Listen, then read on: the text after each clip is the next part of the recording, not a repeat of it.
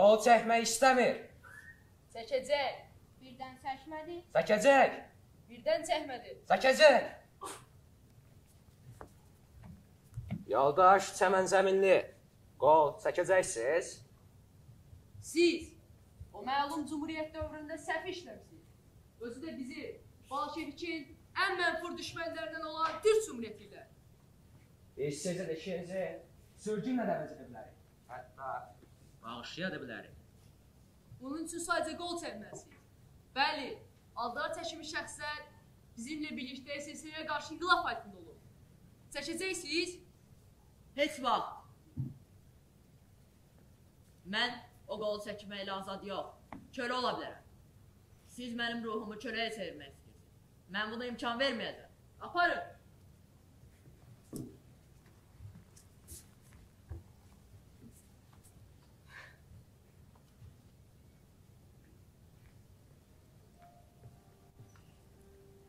Nə oldu? Danışmadı bu Türk əzlafı.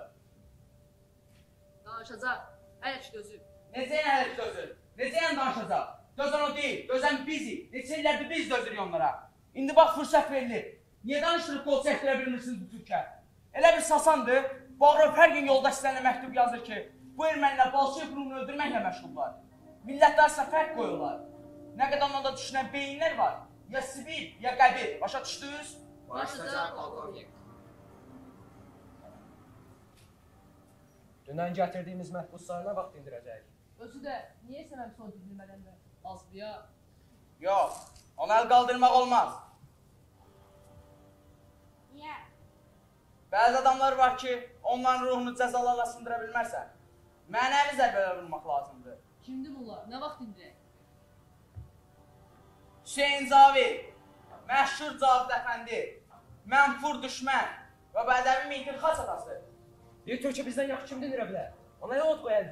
İstənilən yalan etiraf edəsin. Yox, söz başa düşmürsünüz siz. Onun ruhunu sındırmaq lazımdır, qol qabırğasını yox. Yoldaş polkovnik, biz axı Bolşeviki ruhu inanmırıq. İnanmadığınız bir şey necə sındıra bilərik? Bunu siz eləməyəcəksiniz. Ona öz millətindən biri ilə üzbəyiz qoymaq lazımdır. Bizim işdə Türk, axı demişdik, cəza maşını ermənilər sürməlidir. Bolşevikin milləti olmur. Gənc CK zabiti dindirəcək onu. Gözünüz Zeyrazibənin üstündə olsun. İstənilən yolu 10 dardan götürməliyik.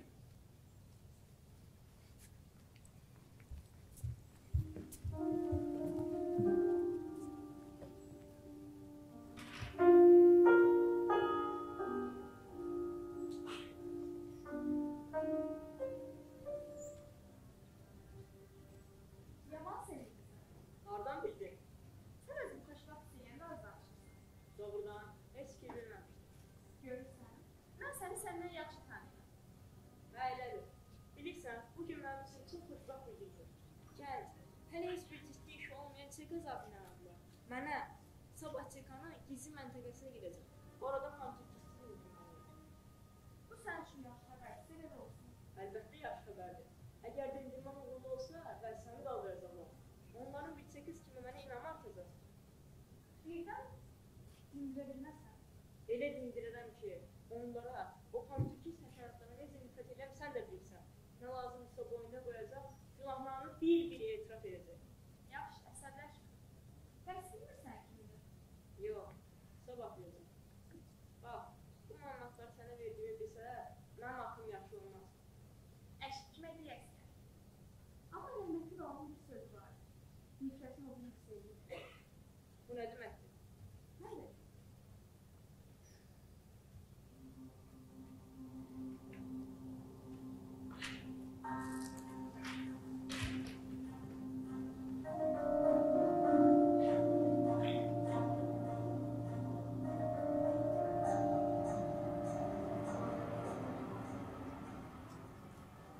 Gəl zabit.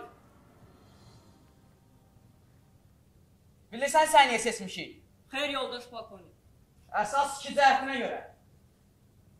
Birincisi səhətənən hər kəs deyir ki, sənsə bolşeviksən. Səndən oxuyan şagirdlər, sənə dərs deyən müəllimlər. Bir sözün hamısı səni tərifləyir. Bizə səni yoxlamaq qərarına gəldik. Bilirsən ki, əsl bolşevik üçün hansı millətdə olmanın önəmi yoxdur. Amma bunu da yoxlamaq lazımdır. Ax sən türksən.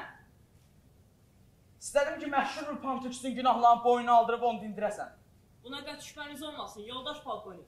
Mənim üçün millət anlayışı yaxdır. Bütün SSR mənim vətənimdir. Səhər gələndə Aşot mənə Dussaq haqqında bütün məlumatları verdi. İnqilab fəaliyyətdə günahlandırılan Pantukis icazə dindirməyə hazıram. Afərin.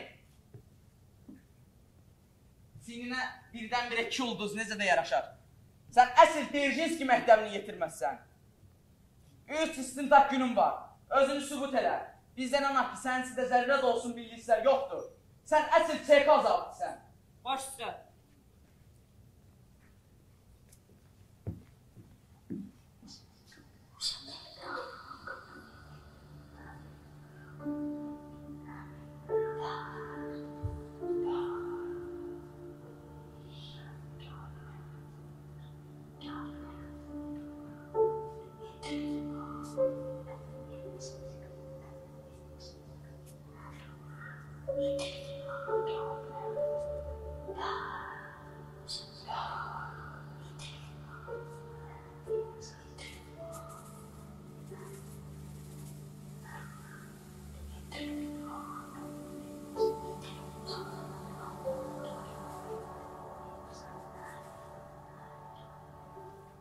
Onu, o böyük dahini apardılar.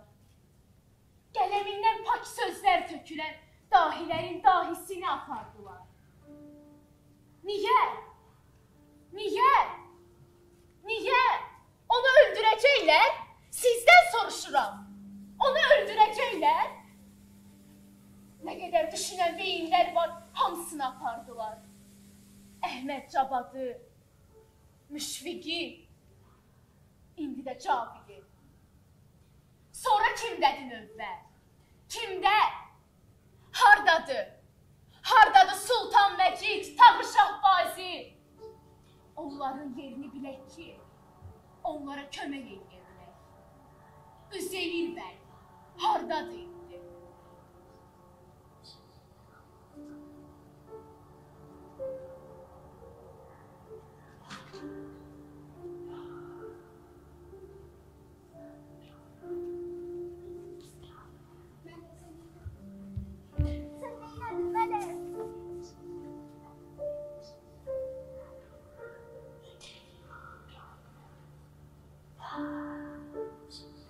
İnsanoğlunun elə ən böyük bəlası da budur.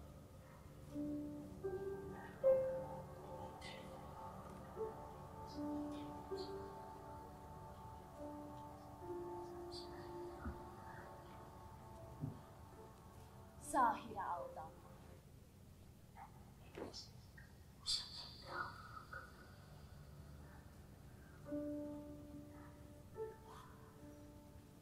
İblis. O böyük ad nə qədər calibi heyrət. Hər ölkədə, hər dildə anılmaqda o şöhrət. Hər gülbədə, kaşanədə, viranədə iblis. Həp Kəbədə, bütxanədə, meyxanədə iblis. Hər kəs bəni dinlər, fəqət eylər yenə nifrət. Hər kəs bana aciz qulkən, bəstər ədavət. Lakin bəni təhqir edən ey əbləhü məskin, olduqca müsəllat sana bil nəfsi dəyimim. Pəncəmdə dəmadəm əzilib qıvrılacaqsın, daim ayaq altında sönüb məhv olacaqsın. Mən sizdə əmin ol, sizə rəhbərlik edən var. Şahlar, ulu xaqanlar, o çılğın dərəbəklər, altın və qadın düşkünü divanə bəbəklər. Onlar, evet onlarda bütün fitnə və şər, zülm, xəyanət. Onlarda bütün fitnə və şər, zülm, xəyanət. Onlar, evet onlar sizi çiğnətməyə kafi, kafi sizi qəhr etməyə, məhv etməyə kafi. Mən tərk edərim sizləri. Aləm mənə lazım. Hiçdən gəlib hiçlikdə olmaqdayım azim. İblis nədir? Cümlə xəyanətləri bais, ya hər kəsə hain olan insan nədir?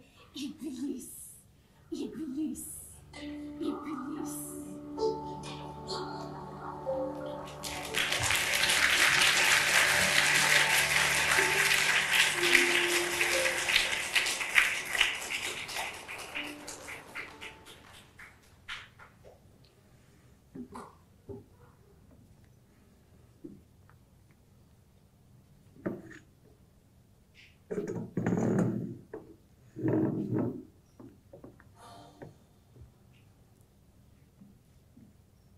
Düz üstündə sizi araşdırırım. Sizin başınıza yığılan kim var, demək olar ki, hiçbiri savdalmayın. Siz öz zəhərli fikirlərinizə onları zəhərləmsiniz. Və onlar da həmin zəhərin təsirindən ölüb. Amma siz yaşayırsınız. Çox maraqlıdır, görürsən, niyə? Çünki zəhər özünü zəhərləyə bilməz. Susuz! Əhməd Cavad öldü. Mikar Mürşid öldü. Zəfər Cabbarlı öldü. Hərçənd o ölüm üçün biraz tələsmişdi. Onların vətən xani kimi yetişməyində əməyiniz danılmazdır. Hüseyin Cavid, siz Türkiyə Cumhuriyyətində yaşayan vətən xanilərlə birgə inqilab fəaliyyəti günahlandırırsınız. Qol çəkin. Adın nədir? Adımı neyinirsiniz? Qol çəkmək məqamı gələn kimi diliniz asıldı. Yoxsa mənə o Mikar Müşfiq kimi əl almaq istəyirsiniz? Yox. Həmişə öyrəşmişik istintaqda ermənilər olsun. Ah bu millətçilər, pan-türkistlər. Siz başa düşmürsünüz ki, Bolşevikin vətəni olmur. Biz sizin kimi özümüzü millətçilik ruhu ilə zəhərləməmişik. Dindirdiyiniz adamın hansısa bir əsərini oxumusunuz? Heç vaxt. Deyirsiniz ki, mən pan-türkistin əsərini oxuyur. Oxusaydınız, mənim əsərlərimin necə bəşər olduğunu görərdiniz. Əgər bir insan öz kökünə bağlıdsa, deməli zəhərlənir. Hamımızın bir kökü var. O da bu ÖSS. Başqa kök, başqa anlayış, köhnəlikdən, gerdə qalmışlıqdan başqa bir şey deyil.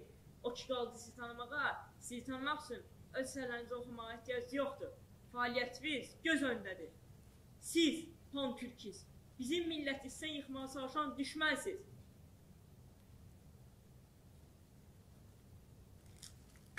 Qol çəkin.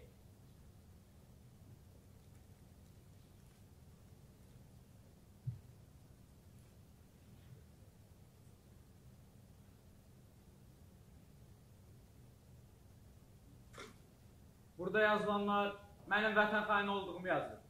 Mən vətən xaini deyiləm. Və siz kimsiniz? Mən şair, dramaturg. Yox, şair adı altında fəaliyyət göstərən bir pan-türkist. Sizin nə o şair kimliyiniz, nə də o tiyatr üçün yazdığınız səfəngər bizə lazım deyil. Ümumiyyətlə ixtiyarım olsa, riyası tayfasına olmuşsun, gülənən mən mi verərdim? Ədəbiyyat mı gərəkdir bizə? Ədəbiyyatsız bəşəriyyət. Əgər ədəbiyyat olmasa bu dünyanın çürük qoz qədər qiyməti olmaz. Kebabçı da fikirləşir ki, əti işə çəkməsə, dünya mənasız bir yer olar. Hərçənd dosta baxanda akıldır.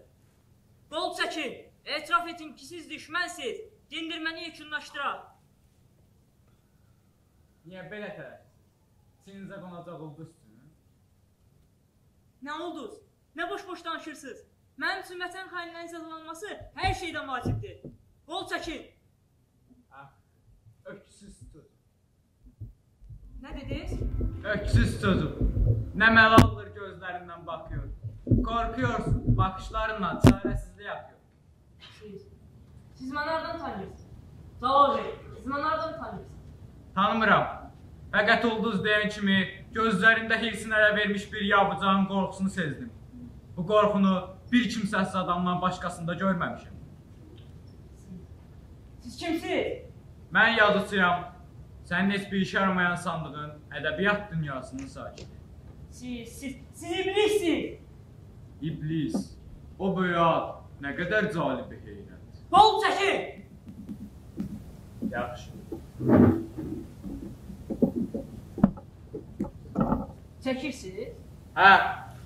Amma bir şərtlə. Mənim əsərlərimdən heç olmasa birini oxuyacaqsınız. Siz mənlə şərt kəsirsiniz? Ya oxuyacaqsınız, ya da mən qol çəkməyəcəm. Sizin əsərləriniz aşotda olmalıdır. Özəl yazmalarınız. Söz verirsiniz də qol çəkəcəksiniz. Söz verin. Elə isə ki, bugün sizin o lənətli əsərlərinizdən birini oxuyacağam. Aparın!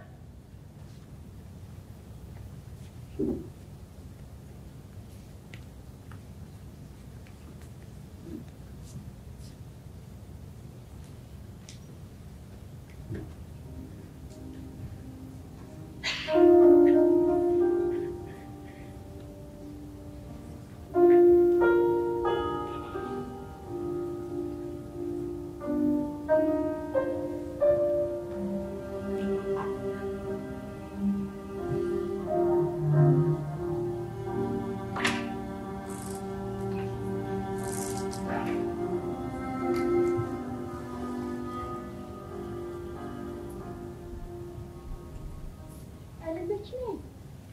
Heç. Arif, görə bax, yaxşı deyilsən, gözlərin qızarır. Sən çox kitab oxumusan, hə? Hə, bilirsən də, sən də bir amma hal oxumursan. Oxuyuram. Lenini, Engels'i, Marx'ı, Trotsky'ni. Amma ömrümdə ilk dəfə bədii əsər oxudum. Özü ikisini bilirəm. Kimin əsərlərini? Onun, o panturistdir. Mən hal-hazırda onu dinlədim. Deyirlər, böyük dramaturqdur. O əsl sehirbazdır. Mən onu dinləyirəm. Amma elə bilirəm o mənim tutunu görür. Necə? Nə bilim, onun əsərini oxudu. Mənə o qədər təsir elədi ki, oğlunun qatilini bağışlayan ana. Mən heç vaxt anam olmayıb. Amma olsaydı, çox istəyərdim ki, mən Səlmanaya bənzəsin. Necə yana bilir axı bu əsərlər? Yəni doğrudan da ədəbiyyat böyük qüvvədir.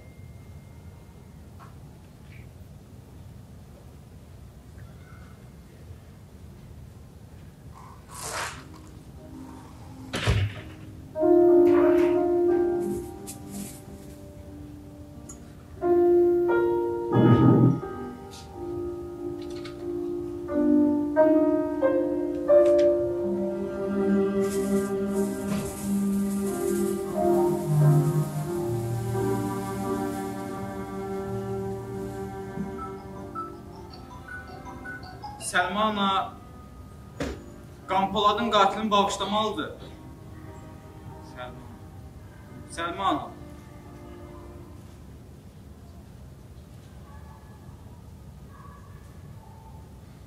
Kimsən sən? Mənəm. Qanpoladın anası. Məni sən yarattın. Sən oğlun qatilini bağışlamalısan. Niyə? Çünki bu dünyadakı ən böyük amal fədakarlıqdır, bir də bağışlamaq. Sən belə personajsan. Şərqdə elə beləsi olmuyor. Yəni, bir ana oğlunun qatilini bağışlaya bilər. Məyər Tanrı bizə eşqdən fərq etməyib. Eşq deyilmi bizim əsas cövhərimiz? Cənnət sənin ayaqlarının altındadırsa, sən hər kəsi bağışlaya bilərsən. Qorxuram Cahil. Nədən? Bu vəhşi dünya səni bu insani fikirlərə görə bağışlamasın. Cəmi bir nəfəri. Mənim fikirlərim cəmi bir nəfərin ruhunu xilas eləsə, deməli mən məqsədimə çatmışam. Sən böyüksən, Cahil əfəndi. Böyük olan mən deyiləm. Böyük olan sənsən, Səlmana.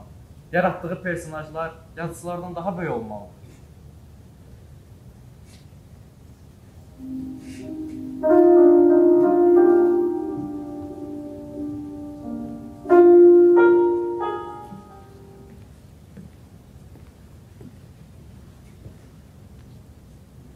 Zabitdən nə xəbər?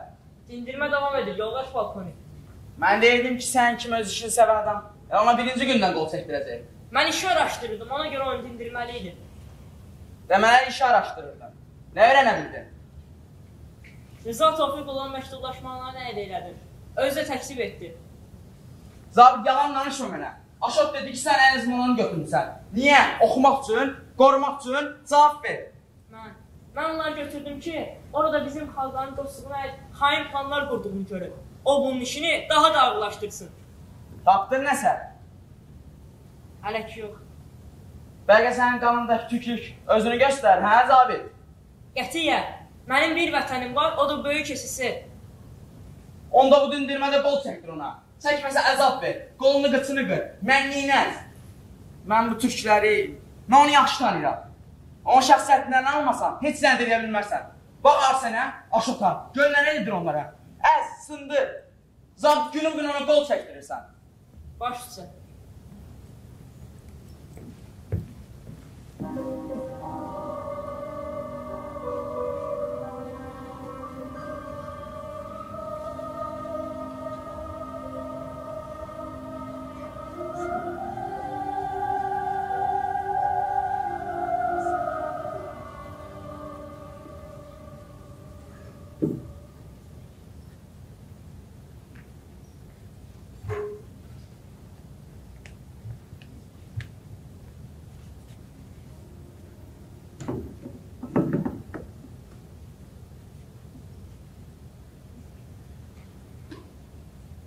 Çexov deyib ki, əgər bir tamaşada tapança varsa, o mütləq açılmalıdır. Amma həyat tamaşa deyil. Əksinə, həyat ən böyük tamaşadır.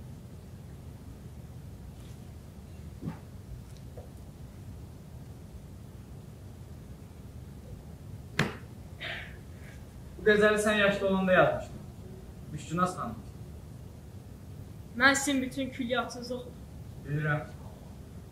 Onu hardan bilirsiniz? Gözlərindən. Hə, səhərə qədər yatmamışım.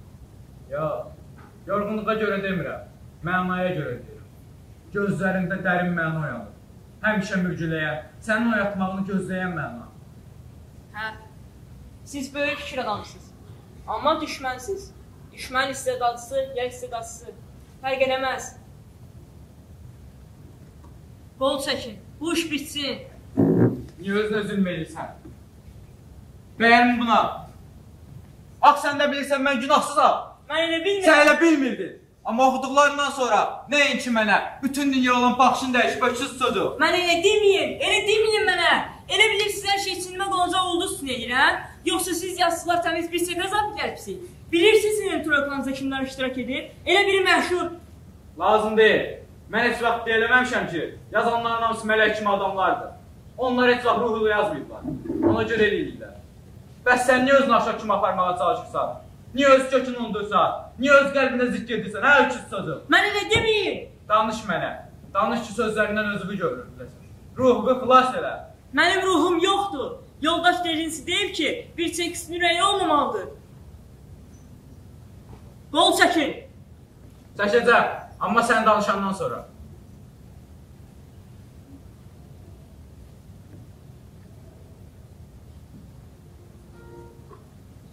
Sizin iblisin qəhrəmanı ad Arifdir. Qərbə ki, o da mənim istəyirlər. Nə atamı görmüşəm, nə anamı. Özümü dərk edib bilənlər internatda olmuşam. Gecələr soyuq düşəndə, o soyuq boz divarlar. Ağır idi, çox ağır. Mən orada cılız, tənimsiz uşaq idim. Hər gün məni döyürdülər, hər xırda şeyin üstündə. Ona görə əlimi açıb, Allaha hər gün dua edirdim ki, ay Allah, mənə kömək elə. Bir gün yoldaş derinsi gəldi. Böyük vətənə xidmət üçün aramızdan uşaqlar seçib aparacaqdı.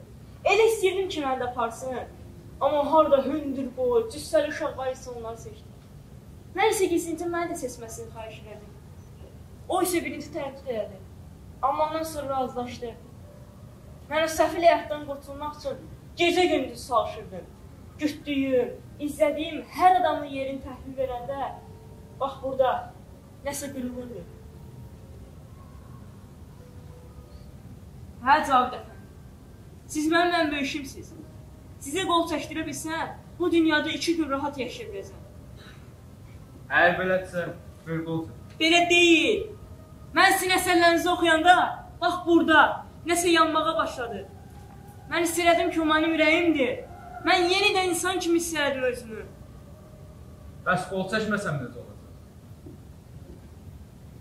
Bütün gün bunları fikirləşmişəm. Niyə bəs polkovnik məni bura gətirdi? Niyə bir türk burada mənə? Elə bilirsiniz, məni burada çox saxlayacaqlar? Hansısa bir yolla mənə də aradan götürəcəklər. İnqilab həmişə öz övladları ilə.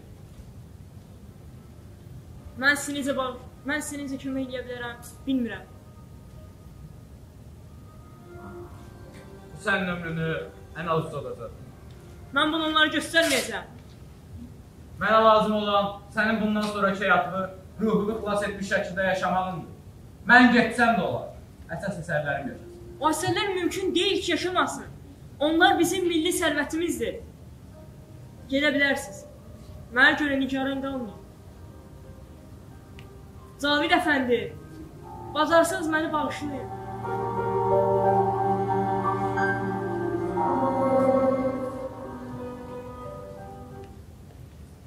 Nə oldu, qol çəkdi? Yox, mən belə qərara gəldim ki, onun heç bir günahı yoxdur. Deməli səni də yoldan çıxartdı. O çox böyük insandır. Kəs səsini, Türk!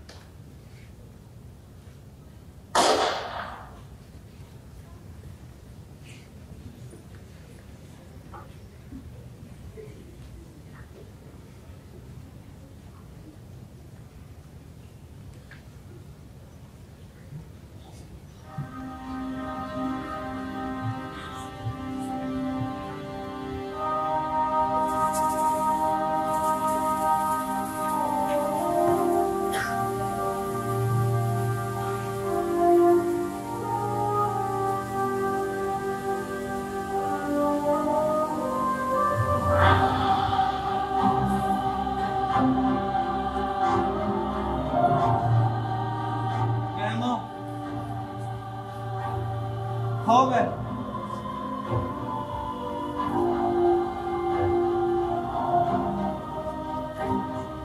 Selma Hanım.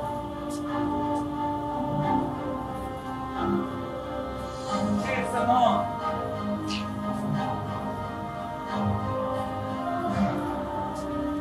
İblis.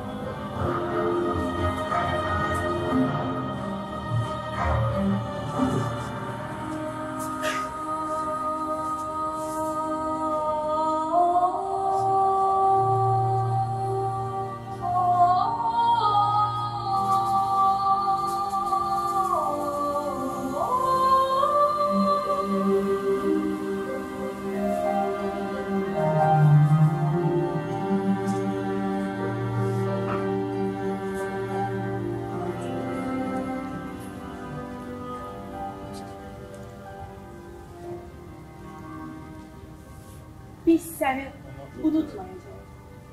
Biz səni unutmayacağıq. Biz səni unutmayacağıq.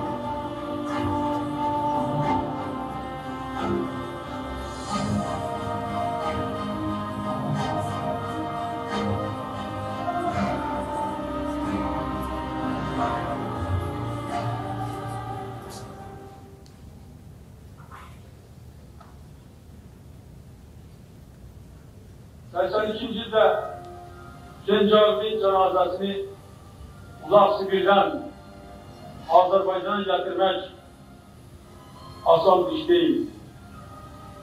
Bu böyük iradə, böyük cəsarət tələb edir. Ancaq xalqımıza, millətimizə, tariximizə, mədəniyyətimizə, ədəbiyyatımıza, mənəviyyətimizə olan sədaqət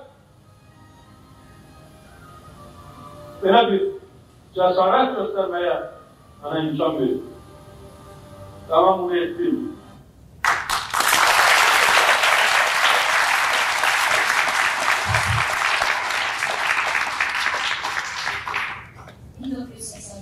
ildə Hüseyin Cavibin cənazəsinin uzaq Sibirdən Naxçıvana gətirilməsi, orada dəfn olunması, möhtəşəm məqələrin ucaldılması Heydər Əliyevin təkcə Cavib irsinə deyil, ümumilikdə Azərbaycan ədəbiyyatına verdiyi dəyəri idi. 1995-ci ildə Cavibin Ev Muzeyinin və məqələsinin yaradılmasına həsr olunmuş müşavirədə Heydər Əliyev demişdi. Cavid Azərbaycan ədəbiyyatı və mədəniyyəti üçün əhəmiyyətli, gərəkli bir şəxsdir. Düzdür, onun həyatı ağır olmuşdur. Amma o dövrlərdə belə xalqımız onu unutmamışdır. 1996-cı ildə Cavidin məqbələsinin açılışında Heydər Əliyev qeyd etmişdir. Mən 15 ildir ki, bu günü səbirsizliklə gözləyirəm. Mən artıq 15 il bundan əvvəl verdiyim qərarı həyata keçirdim. Mənim arzum yerinə yetmişdir. Bu münasibətlə mən bütün xalqıma təbrik edirəm. Naxçıvanda bir çox mədəni abidələr var. Cavid abidəsi də onun bu ənənələrin davamıdır. Mən inanıram ki, Mümtə Xatun məqbərəsi kimi Cavid məqbərəsi də əsrlər boyu yaşayacaqdır. Və gələcək nəsillər bu abidəni yaradanları unutmayacaqlar. Cavid yaradıcılığına Heydər Əliyev yüksək qiymət vermişdir. O qeyd etmişdi ki, 20-ci əsrin ən böyük sənətkarlarından biri də Caviddir. Onun Azərbaycan ədəbiyyatında, Azərbaycan xalqının maariflənməsində, Azərbaycan elminin yüksəlməsində böyük rol olmuşdur. O heç vaxt öz əqidəsindən görməyən, öz ideyalarından əl çəkməyən, xalqına azadlığa səsləyən bir şair olmuşdur. Heydər Əliyevin ədəbiyyatımız haqqında çox məşhur bir kəlamı var. O qeyd edir ki, ədəbiyyatımızın xalqımız üçün etdiyi ən böyük xidmət ondan milli oyanış hissiyatını yaratmaqdır. Milli dirçəliş, milli özündəlik ədəbiyyatdan başlayır. Ona görə də Heydər Əliyev həmişə ədəbiyyatda diqqət mərkəzində saxlanmış, Kitab-ı Qorqud Aslanın 1300 illik yubileyinin keçirilməsi, Nəsrinin Füzuli kimi karikirlərin yubileylərinin dünya miqyasında keçirilməsi, Cəfər Cabbarlı, Nəsrinin Nərman Nərmanovun heykəllərinin ucaldılması, bir sıra ədəbiyyat və mədəniyyət xadimlərimizin ev muzeylərinin yaradılması Heydər Əliyevin rəhbərlik etdiyi dövrdə olmuşdur. Cavid irsi də məhz Heydər Əliyevin sayəsində belə ibrətli bir sonluqla nəticələndi. Heydər Əliyevin, bu milli liderimizin Cavid irsinə verdiyi dəyər bizim ədəbiyyatımıza verdiyi qiymət idi, dəyər idi. Bizim bu tamaşanı etməkdə məqsədimiz həm sizinlə birlikdə Cavidin həyat və yaradıcılığına nəzər salmaq, ümumiyyətlə o dövrü sizin nəzərinizdə canlandırmaq, şagirdlərimizdə Cavid yaradıcılığına maraq, sevgi oyatmaq və eyni zamanda o milli liderimizin ədəbiyyatımıza verdiyi dəyəri vurğulamaq idi. Mən hər bir şagirddə iştirakçıya təşəkkür etmək istəyirəm. İdeal müəllifimiz Aydın xanıma, ssenari müəllifi Pərviz müəllimə, bütün məşqlərə həvəslə gələn müəllimlərimizə və şagirdlərimizə, bizə dəstək olan bütün müəllimlərə təşəkkür etmək istəyirəm. Çox sağ olun, var olun.